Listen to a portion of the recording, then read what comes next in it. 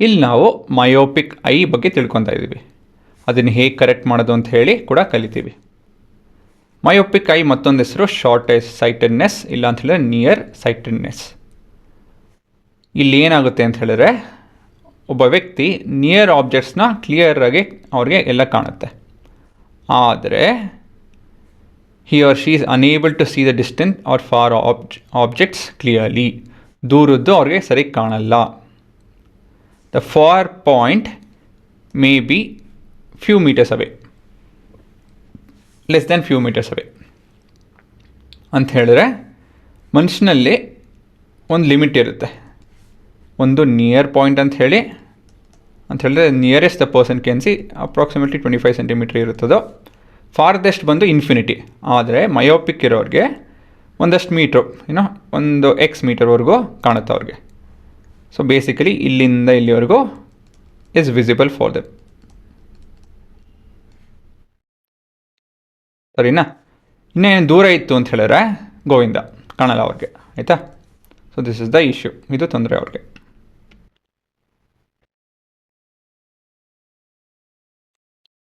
ಸರಿನಾ? ಈ ರೀತಿಯಲ್ಲಿ ಈ ರೇಂಜಲ್ಲಿ ಕಾಣುತ್ತೆ ಅವ್ರಿಗೆ. ಮುಂದಿಂದು ಏನು ತೊಂದರೆ ಏನಂತ ಹೇಳಿದ್ರೆ, ದೂರದಿಂದ ಲೈಟ್ ಬಂತು ಅಂತ ಹೇಳಿದ್ರೆ ರೆಟಿನ ಮೇಲೆ ಬೀಳಲ್ಲ, ರೆಟಿನ ಹಿಂದೆ ಬೀಳುತ್ತೆ, ಮುಂದೆ ಬೀಳುತ್ತೆ. ಇದು ಈ ಕಾನ್ವರ್ಜ್ ಆಗುತ್ತಲ್ಲ ಈ ಪಾಯಿಂಟು, ಅದು ಮುಂದೆ ಬೀಳುತ್ತೆ. ಮುಂದೆ ಬಿದ್ದರೆ ಏನು ತಪ್ಪು ಅದರಲ್ಲಿ? ಶಾರ್ಪ್ ಇಮೇಜ್ ಕಾಣಲ್ಲ, ಹಾಗಾಗಿ ಬ್ಲರ್ರಿ ಇಮೇಜ್ ಕಾಣುತ್ತೆ, ಮಂಜಾಗಿರೋಂಥ ಇಮೇಜು ಕಾಣುತ್ತೆ. ಹಾಗಾಗಿ ಮಯೋಪಿಕ್ ಪರ್ಸನ್ಗೆ ದೂರದ್ದು ಒಂದು ಸ್ವಲ್ಪ ಲಿಮಿಟ್ ಆಗುತ್ತಲ್ಲ, ಫಾರ್ ಪಾಯಿಂಟ್ ಇರುತ್ತಲ್ಲ ಅವ್ರದ್ದು, ಅವ್ರ ಹಿಂದಿದ್ದು ಏನೇ ಇದ್ರೂ ಅವ್ರಿಗೆ ಕ್ಲಿಯರಾಗಿ ಕಾಣಲ್ಲ, ಕಾಣುತ್ತೆ ಮಂಜು. ಅರ್ಥ ಆಯ್ತಾ? ಏನಕ್ಕೆ ಈ ಥರ ಆಗುತ್ತಿದೋ? ಎಲಾಂಗೇಷನ್ ಆಫ್ ದ ಐಬಾಲ್ ಅಂತ ಹೇಳಿದ್ರೆ, ಕಣ್ಣು ಹೀಗಿದ್ದು ಮಯೋಪಿಕ್ ಐಯಲ್ಲಿ ಈ ರೀತಿ ಆಗಬಹುದು, ಉದ್ದಾದಂಗೆ. ಎಲಾಂಗೇಷನ್ ಅಂತ ಹೇಳಿದ್ರೆ ಅದೇ ಅರ್ಥ. ಇಲ್ಲ ಅಂತ ಹೇಳಿದ್ರೆ ಎಕ್ಸೆಸಿವ್ ಕರ್ವೇಚರ್ ಅಂತ ಹೇಳಿದ್ರೆ ಕಾನ್ಕೇವ್ ಅಂತ ಏನೇ, ಎಕ್ಸೆಸಿವ್ ಕರ್ವೇಚರ್ ಆಫ್ ಕಾರ್ನಿಯಾ ಅಂತ ಹೇಳಿದ್ರೆ ಈ ಭಾಗ ಹುಡುಗರ ಇದೆಯಲ್ಲ, ಇದು ಕಾರ್ನಿಯಾ. ಆಯಿತಾ? ಸೊ ಇದು ನಿಮ್ಮ ಕಾರ್ನಿಯಾ. ಸೊ ಏನಾಗುತ್ತೆ ಇದಕ್ಕೆ ಅಂತ ಹೇಳಿದ್ರೆ, ಈ ಥರ ಎಕ್ಸೆಸಿವ್ ಕರ್ವೇಚರ್ ಆಗೋಗುತ್ತೆ. ಆಯಿತಾ? ಈ ಥರ ಆದಾಗ ಅವರು ಶಾರ್ಟ್ ಸೈಟೆಡ್ನೆಸ್ಸಿಂದ ಸಫರ್ ಮಾಡ್ತಾರೆ, ತೊಂದರೆ ಆಗುತ್ತೆ ಈ ಥರ. ಆಯಿತಾ? ಇದನ್ನೇ ಸರಿಪಡಿಸೋದು using concave lens with suitable focal length. ಹೇಗೆ ಸರಿಪಡಿಸುತ್ತದೋ ಏನಂತ ಹೇಳಿದ್ರೆ, ಈ ಪಾಯಿಂಟ್ ಇದೆಯಲ್ಲ ಅದನ್ನು ಹಿಂದೆ ಹಾಕುತ್ತೆ. ಆಯಿತಾ? ಅದು ಹೇಗೆ ಹಾಕುತ್ತೆ ಅಂತ ಹೇಳಿ ಎರಡನೇ ಪಾಯಿಂಟು, ಅದನ್ನು ರೇ ಡಯಾಗ್ರಾಮ್ ಉಪಯೋಗಿಸಿ ನಾನು ಅರ್ಥ ಮಾಡಿಸ್ತೀನಿ. ಮೊದಲನೇದಾಗಿ ಈ ತೊಂದರೆ ನೋಡೋಣ, ಮತ್ತು ಕಾನ್ಕೇವ್ ಲೆನ್ಸ್ ಹೇಗೆ ಇದನ್ನು ಸರಿ ಮಾಡುತ್ತೆ ಅಂತ ಹೇಳಿ. ಆಯಿತಾ? ಪ್ರಾಕ್ಟಿಕಲಾಗಿ ನೋಡೋಣ. ಸೊ ಈ ಪ್ರಾಕ್ಟಿಕಲಾಗಿ ಏನು ನೋಡಬೇಕು ಅಂತ ಹೇಳಿದ್ರೆ, ನೀವು ದಿಸ್ ರೇ will converge before the retina ಅಂತ ಹೇಳಿ, ಅದು ಮೇನಾಗಿ ನೋಡಬೇಕು. ಆಯಿತಾ? ನಿಮ್ಮ ಲೆನ್ಸು ರೆಟಿನಾ ಅದು ಹುಡುಗರ. ಆ ಸ್ಕ್ರೀನ್ ರೆಟಿನಾ ಅಲ್ವಾ ನೋಡಿ, ಅದು ಮುಂದೆ ಅಕಸ್ಮಾತ್ ಇದ್ದಿದ್ರೆ ಆ ರೆಟಿನಾ ಇಮೇಜ್ ಕಾಣೋದು ಈ ಥರ ಶಾರ್ಪ್ ಇಮೇಜು ಮುಂದೆ ಇದ್ದಿದ್ರೆ ಕಾಣೋದು, ಆದರೆ ಮುಂದಿಲ್ಲ. ಕಣ್ಣು ಹೇಗಿದೆ? ಕಣ್ಣು ಆ ರೀತಿಯಲ್ಲಿದೆ, ಆದರೆ ರೆಟಿನಾ ಹಿಂದಿದೆ. ಅದು ಕಾನ್ವರ್ಜೆನ್ಸ್ ಎಲ್ಲಿದೆಯೋ ಅದರಿಂದ ತುಂಬ ಹಿಂದಿದೆ. ಸೊ ಇದನ್ನು ಸರಿಪಡಿಸ್ಬೇಕು ಅಂತ ಹೇಳಿದ್ರೆ ಕಾನ್ಕೇವ್ ಲೆನ್ಸ್ ಉಪಯೋಗಿಸ್ಬೇಕು. ಅದು ನಿಮ್ಮ ಕಾನ್ಕೇವ್ ಲೆನ್ಸ್. ಸೊ ಕಣ್ಣು ಎದುರುಗಡೆ ಇಡ್ತು ಅಂತ ಹೇಳಿದ್ರೆ ಸೂಟಬಲ್ ಫೋಕಲ್ ಲೆಂತ್ ಇಡ್ತು ಅಂದರೆ ನೋಡಿ, ಇಲ್ಲಿ ಶಾರ್ಪ್ ಇಮೇಜ್ ಕಾಣ್ತಾ ಇದೆ. ಅಷ್ಟೊಂದು ಬ್ರೈಟಾಗಿಲ್ಲ, ಅದು ಡಲ್ಲಾಗಿದೆ, ಒಪ್ಕೊತೀನಿ. ಅದೇನಕ್ಕೆ ಅಂತ ಹೇಳಿದ್ರೆ ಸೆಟಪ್ ಆ ಥರ ಇದೆ. ಆಯಿತಾ? ಕಾಣುತ್ತಲ್ವಾ? ನಿಮ್ಮ ಸ್ಕ್ರೀನು ರೆಟಿನ ಥರ ಇತ್ತು, ಇದು ನಿಮ್ಮ ಕಣ್ಣಲ್ಲಿರುವ ಲೆನ್ಸು, ಇದು ನಿಮ್ಮ ಆಬ್ಜೆಕ್ಟು. ಸೊ ಮುಂದೆ ಬಂದಾಗ ಈ ಸ್ಕ್ರೀನು ಇಲ್ಲಿ ಇಮೇಜ್ ಕಾಣ್ತು, ಹಿಂದೋದಾಗ ಕಾಣಲಿಲ್ಲ. ಕಾನ್ಕೇವ್ ಲೆನ್ಸ್ ಇಟ್ಟಾಗ ಏನಾಯಿತು ಅಂತ ಹೇಳಿದ್ರೆ, ಸ್ಕ್ರೀನು ಮೇಲೆ ಇಮೇಜು ಡಲ್ ಇದೆ, ಆದರೆ ನನ್ನ ವೀಡಿಯೋದಲ್ಲಿ ಪ್ರಾಕ್ಟಿಕಲಾಗಿ ಡಲ್ ಇರೋಲ್ಲ, ಆಯಿತಾ. ಅಷ್ಟೊಂದೆಲ್ಲ ಡಲ್ ಬರೋಲ್ಲ, ಬಟ್ ಈ ನನ್ನ ಇದರಲ್ಲಿ ಡಲ್ ಕಾಣುತ್ತೆ ಅಷ್ಟೆ, ಆಯಿತಾ. ಸೊ ಇದು ನಿಮ್ಮ ಕರೆಕ್ಟಿವ್ ಸಿನಾರಿಯೋ. ಸೊ ಈ ರೇ ಡಯಾಗ್ರಾಮ್ ಉಪಯೋಗಿಸ್ಕೊಂಡು ಇದನ್ನ ಅರ್ಥ ಮಾಡ್ಕೊಳ್ಳೋಣ. The farthest a myopic person can see, ಅದಕ್ಕೆ ಫಾರ್ ಪಾಯಿಂಟ್ ಅಂತ ಹೇಳ್ತೀವಿ. The nearest they can see is 25. So near point ಸರಿ ಇರುತ್ತೆ, 25 ಸೆಂಟಿಮೀಟರ್ ಇರುತ್ತೆ, ಆಯಿತಾ. ಸೊ ಇಲ್ಲಿಂದ ಬೆಳಕೇನೆ ಬಂತು ಅಂತ ಹೇಳಿದ್ರೆ ಏನಾಗುತ್ತೆ, it will fall on the retina. ಅದೇ ಇದರಿಂದ ಹಿಂದಿತ್ತು, ಫಾರ್ ಪಾಯಿಂಟಿಂದ ಹಿಂದಿತ್ತು, ಎಲ್ಲೋಗುತ್ತೆ, it will converge before the retina, ಈ ರೀತಿಯಲ್ಲಿ ಆಗುತ್ತೆ, ಸರಿನಾ. ಮುಂದಿನ ಕೇಸು, ಇಲ್ಲಿ ನಾವು ಒಂದು ಲೆನ್ಸ್ ಇಡ್ತೀವಿ, ಯಾವುದೋ ಕಾನ್ಕೇವ್ ಲೆನ್ಸ್ ಇಡ್ತಾ ಇದ್ದೀವಿ.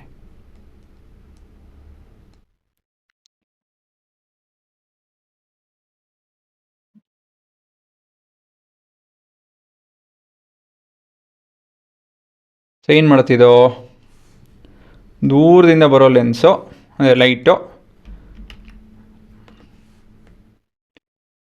ಆಯಿತಾ. ಏನಾಗುತ್ತೆ ಇದಕ್ಕೆ, ಕಾನ್ಕೇವ್ ಏನು ಮಾಡುತ್ತೆ ಹುಡುಗರ, it will diverse the light ಅಲ್ವಾ.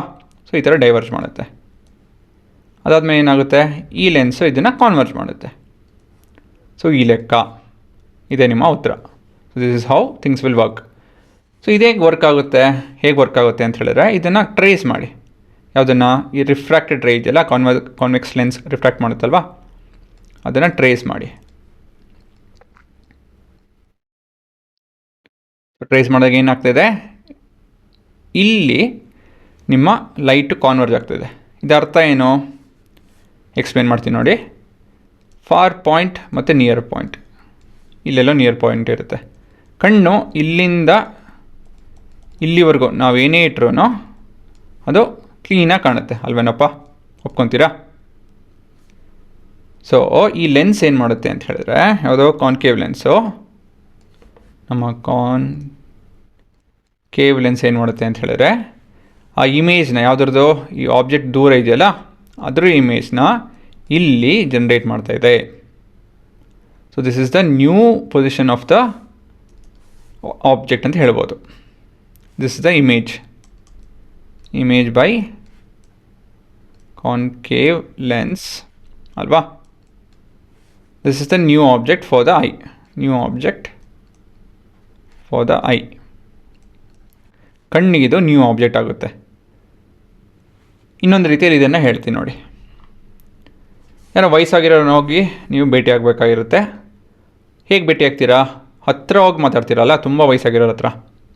ಏನಕ್ಕೆ ಹತ್ತಿರ ಹೋಗಿ ಮಾತಾಡೋದು, ಏನಕ್ಕೆ ಅಂತ ಹೇಳಿದ್ರೆ, ಅವ್ರ ಕಣ್ಣು ಮತ್ತು ಕಿವಿ ಕೇಳೋದು ಕಾಣೋದು ಕಮ್ಮಿ ಇರುತ್ತೆ.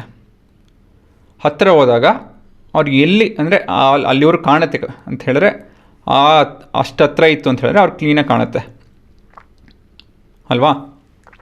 ಅದಕ್ಕಿಂತ ಹಿಂದೆ ಹೋಯ್ತು ಅಂದರೆ ಕಾಣಲ್ಲ. ಸೊ ನಾವು ಹಿಂದಿರೋರು ಮುಂದೆ ಹೋಗಿ ಮಾತಾಡ್ಸ್ತೀವಿ. ಏನಕ್ಕೆ ಮಾತಾಡ್ಸ್ತೀವಿ ಆ ಥರ ಅಂತ ಹೇಳಿದ್ರೆ, ಅಲ್ಲಿವರೆಗೂ ಅವ್ರು ಕಾಣುತ್ತೆ ಅಲ್ವಾ. ಅದಕ್ಕೆ ತಾನೇ ಹತ್ತಿರ ಹೋಗಿ ಮಾತಾಡೋದು ನಾವು. ಅದೇ ರೀತಿಯಲ್ಲಿ ಈ ಕಾನ್ಕೇವ್ ಲೆನ್ಸ್ ಏನು ಮಾಡುತ್ತೆ ಅಂತ ಹೇಳಿದ್ರೆ, ದೂರ ಇರುವ ಒಂದು ಆಬ್ಜೆಕ್ಟ್ನ ಹತ್ತಿರ ಬರೋಂಗೆ ಮಾಡುತ್ತೆ. ಇದೆಲ್ಲೋ ಇರೋ ಆಬ್ಜೆಕ್ಟ್ನ ಇಲ್ಲಿ ನಿಂತಿರಂಗೆ ಕಾಣುತ್ತದು.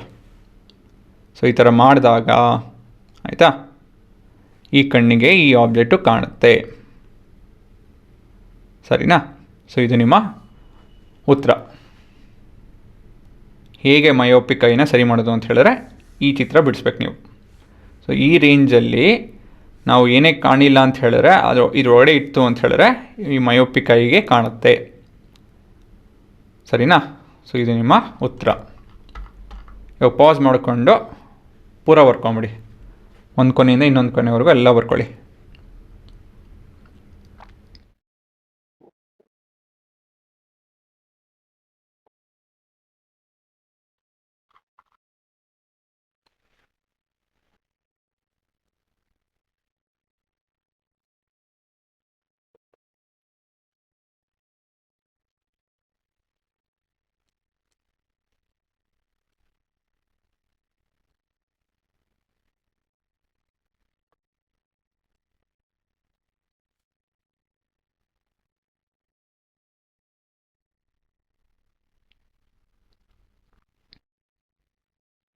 ಈ ಚಿತ್ರ ಬಿಡಿಸೋರು ಬಿಡಿಸ್ಬೋದು.